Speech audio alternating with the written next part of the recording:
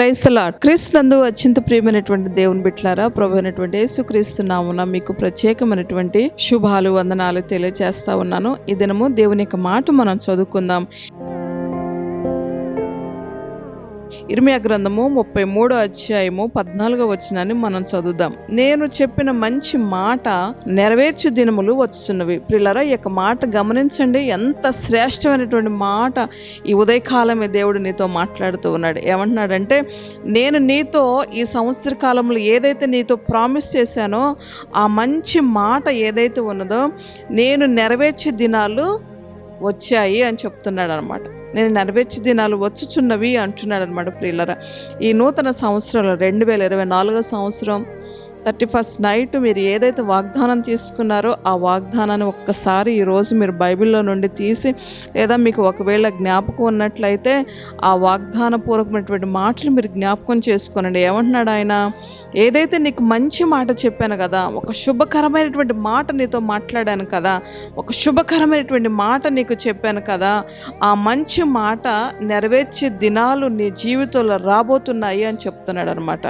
కనుక ఈరోజు నువ్వు ఒకవేళ ఈ మాటలు ఎక్కడుండి వింటున్నావో, ఏ పరిస్థితుల్లో ఉండి వింటున్నావో, ఏ కండిషన్లో ఉండి వింటున్నావో, బాధతో ఉన్నావా, దుఃఖంతో ఉన్నావా, వేదనతో ఉన్నావా, సమస్యలో ఉన్నావా, మరి ఎంతగానో భయంకరమైనటువంటి క్లిష్టకరమైనటువంటి మార్గాలు గుండా నీ లైఫ్, నీ జీవితం ఒకవేళ ప్రయాణిస్తూ ఉన్నదేమో బిడ్డలారా, ఆయన నీతో మాట్లాడుతూ ఉన్నాడు.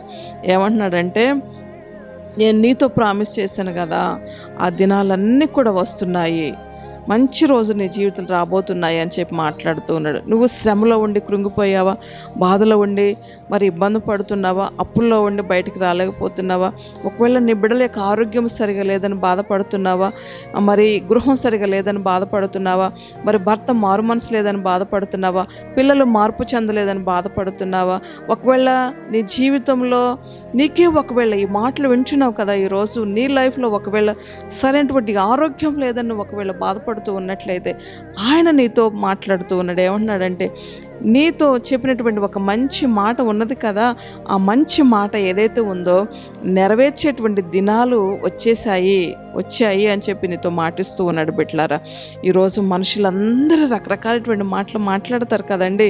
ఏ మాట నీ జీవితంలో నెరవేర్చలేకపోవచ్చు, ఎవ్వరి మాట నీకు నీ జీవితంలో మరి జరగలేకపోవచ్చు. కానీ నిన్ను కలగచేసినటువంటి దేవుడు, ఆయన ఈ లోకమంతటిని కూడా సృష్టికర్త అయినటువంటి దేవుడు కదా, ఆ సృష్టికర్త అయినటువంటి దేవుడు నీతో మాట్లాడాడు కదా.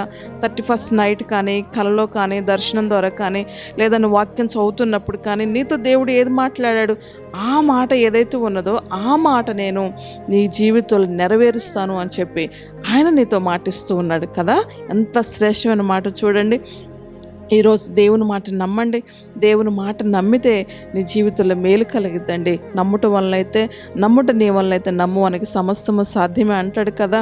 దేవుడు మాట ఇచ్చాడంటే ఆయన నెరవేర్చేటువంటి దేవుడై ఉన్నాడు. బిడ్డలారా, ఆయన అంటూ ఉంటాడు కీర్తనల భాగంలో, ప్రమాణపూర్వకమైనటువంటి మాటలు నువ్వేం చేసుకోవాలంట, జ్ఞాపకం చేసుకొని ప్రార్థించాలంట. నేను నీతో ఏం ప్రమాణం చేశానో ఆ ప్రమాణపూర్వకమైనటువంటి మాటలు నువ్వేం చేయాలంట, నీ మనసులోకి తెచ్చుకొని దేవుడు నీతో ఏది మాట్లాడాడో ఆ వాగ్దానము నీ జీవితం నెరవేర్చబడాలి. నువ్వేం చేయాలంట, ప్రార్థన చేయాలి.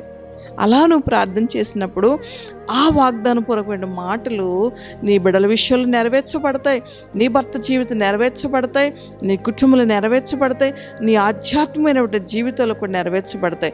ఏది నీతో ప్రామిస్ చేశాడో ఈరోజు ఒక్కసారి జ్ఞాపకం చేసుకో, మోకరించి ఈరోజు దేవుని పాదాలు పట్టుకొని, యేసయ్యా నాతో ఏం మాట్లాడావు ప్రభా, ఈ నూతనమైన సంవత్సరంలో 2024 సంవత్సరం 31st నైట్ ప్రభా నాతో ఏం మాట్లాడావో ఆ మాటలు నా జీవితం నెరవేర్చండి ప్రభా అని ఒక్కసారి నువ్వు దేవుణ్ణి అడుగు. ఖచ్చితంగా నీ లైఫ్లో దేవుడు కార్యం చేస్తాడు. ఖచ్చితంగా నీ జీవితంలో ఆయన కార్యం చేస్తాడు. ఆ దినాలు వచ్చేసాయి, ఆ దినాలు వచ్చాయి అని చెప్పి నీతో మాట్లాడుతూ ఉన్నాడు కదా.